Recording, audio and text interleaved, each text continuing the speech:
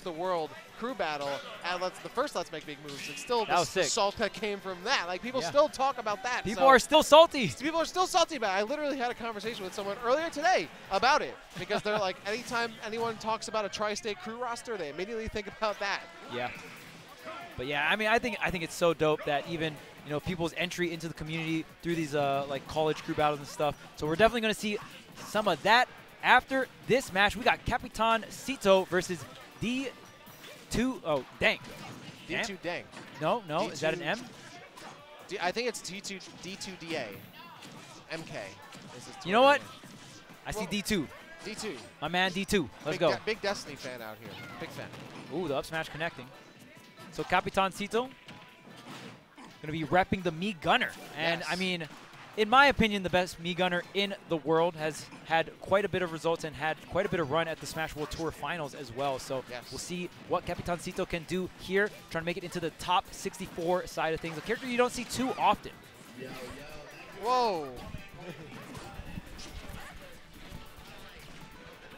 Still getting some shots in. Wow. Max is loud. That is wild. All right. Okay. Oh. That was crazy. Sorry, I had to take the headset off. I was like, my ears are getting blown out. Oh, my God. Capitancito also representing the Dominican Republic. Yes. This, and I believe just got 5th at First Attack very recently. So some pretty solid results coming out. D2da, I believe it's from Florida as well. I could be wrong here. Feel free to expose me, chat. But awesome. Florida Meta Knight. Florida Meta Knight, awesome. He used to have a lot more of those in Brawl, but I wonder what happened. Yeah, I wonder what happened.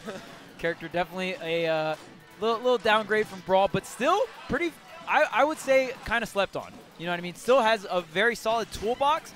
Definitely doesn't have some of the ladder shenanigans that Meta Knight had in Smash 4. In Smash 4, Meta Knight used to be able to essentially get you with one dash attack and get a KO, right? Which was obviously very, very strong. Much more of a neutral-based character and can really set up these edge guards. We'll see if D2 is able to set up the edge guards here versus Capitancito. Capitancito going with the custom up B that I believe has no hitbox, but you really quick. You have a lot of maneuverability, so it's going to be a little hard because Capitancito did opt for the recovery that doesn't have too much offense, but definitely a lot of defensive mix-ups when recovering back to the stage.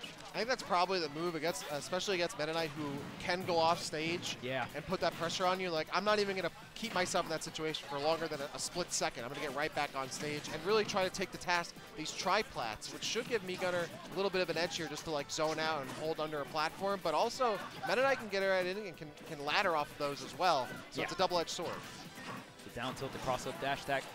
And it looks like Capitancito going to be able to connect the back air here, setting up the bombs. Yeah, that down special bomb, you can hit it back.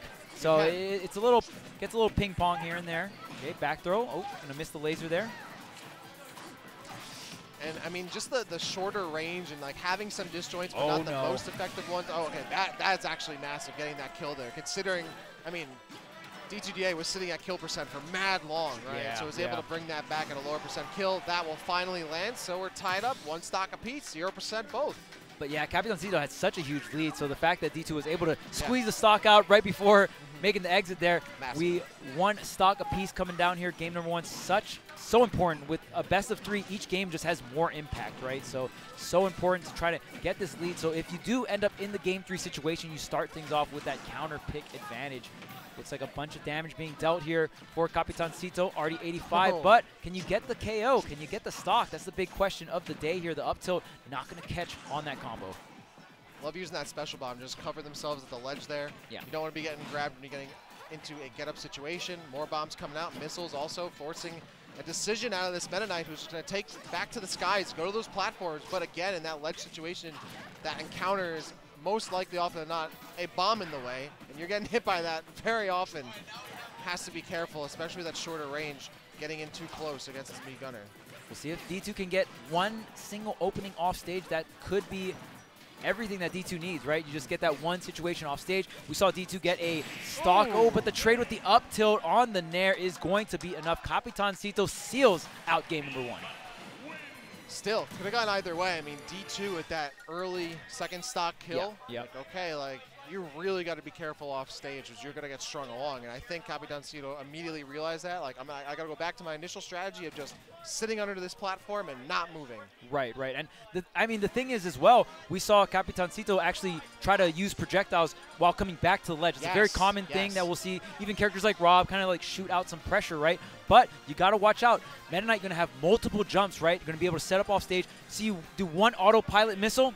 That's going to be your stock. So you got to be really, really careful. We'll see if Capitancito adapts here, and we'll see if D2 is able to set up more of those off-stage situations where he can kind of get those gimps he needs. Yep. It's also a good call out too because Meta Knight loves to go for like ledge trumps, and that's immediately nullifying that because you have the bomb waiting there for them. So also takes that option out of the situation, out of that matchup, but still a lot more you can do, and we're going into the second game here. Capitancito looking for a way into top 64, just one more game to do it. Okay, like the empty land grab there. He sets up the missile. Yeah, we're setting up shop here on the ledge. Yep. Oh my goodness, so much damage, setting up multiple bombs here into the missile. Almost every single projectile has hit in the past like 10 or so seconds. I want to know what that headshot ratio is that we're getting here. What's the hit percent we've got? Capitancito racking up a ton of damage. I love the drift back and then up being high back on the stage. So creative with this up B. You have so much options if you're Capitancito, and Capitancito has really only got gimped once off stage. I love how he's leaving the bombs on the platform too, so can sit under it, but also making it really difficult to approach from above, which I mean leaves D2 with very few options to approach safely, especially when you're above that meat gunner. Gonna get caught out by that up air, and now another big lead for Capitancito, just 2 stocks away from top 64. Yeah, not the widest range, but it's you know, it does shoot up very far. That up air covers a lot of that area, maybe not horizontally, but definitely vertically. So, I mean, Meta Knight definitely, oh my goodness, and such a low percent. That back air, it has such huge base knockback. So when you're able to set up a back air so close to the blast zone, these stocks are just going to evaporate out of thin air. And now Capitancito has to think twice about hanging around off stage too long and peppering the ledge with projectiles. Oh no! Getting peppered out here again! Saves the jump, not able to connect the nair. That was so close. Capitancito doing an amazing job saving the jump there and just being like, all right, you know what, I'm going to take this. I'm not going to do any panic jump. I was able to barely get back on stage. That neutral was so close to connecting. Back air gets grabbed out of shield, charging up that neutral B, lets it fly. Not going to find Pager, but gets another grab, just forcing D2 into the corner as often as possible, trying to burn all of those jumps so that they can land on a missile or a special bomb. Yeah, and I mean, at this point, oh, man, how are you going to get the opening if you're D2? Again, here is the forward tilt. Another offstage situation.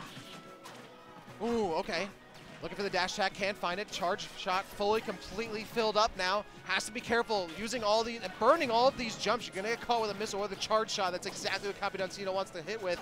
A down air going to connect. Now caught in the corner. Another shield grab. And that is going to be the punish right there. Nice job on the landing. Yeah, that's such a like a 50-50 pretty much. Oh yeah, and you can't up B because it peaks above on that first loop around there. Great placements, and this time gonna go for the slash, but it's not enough. Can you go off the top? No, because the bomb is covering. Yep. This is amazing counterplay coming out from Capitancito, covering the landings. And you were mentioning that earlier with that down special, right? Setting them up on certain platforms and even landing with it. So you really negate that pressure, and the down tilt at 160. That's the one thing about Meat Gunner that is, it can be a little rough. Usually when you get your stocks, you're getting them at such high percent. So you're usually having to deal with a like really high ranged opponent. Again, special bomb right above the Meta Knight, so he puts the shield up, gets grabbed immediately. But D2 needs to close out this stock quickly. Working from behind, going to be difficult. Oh, and completely commits that side B. Going to be punished hard for it. That was so much damage already at 85%. I mean, we haven't really seen the neutral special connect too much coming out from Capitancito. Usually other projectiles, but right there was just a straight punish. So, man, yeah, now this is looking really grim. How do you get back to the ledge here? Can't shuttle loop. Man, making it difficult for Meta Knight to recover. Right? That's pretty rough. And the up tilt on the turnaround. Capitancito going to go ahead and advance through the loser side to top 64 for day 3. A well-fought victory.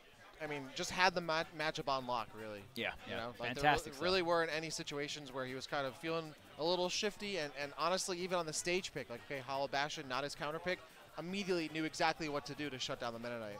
Really just shows, like, I had the experience, I had the matchup knowledge, I deserve top 64, and got it.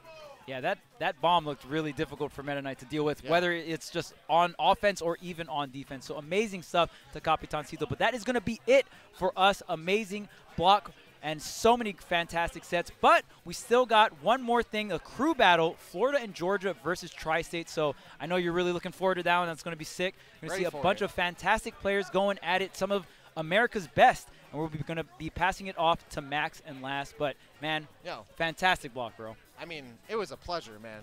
You're one of the goats. This is our first time casting. This is our first time casting, yeah. So this is super sick. Always a good time. What's up, Max? How you doing, bro?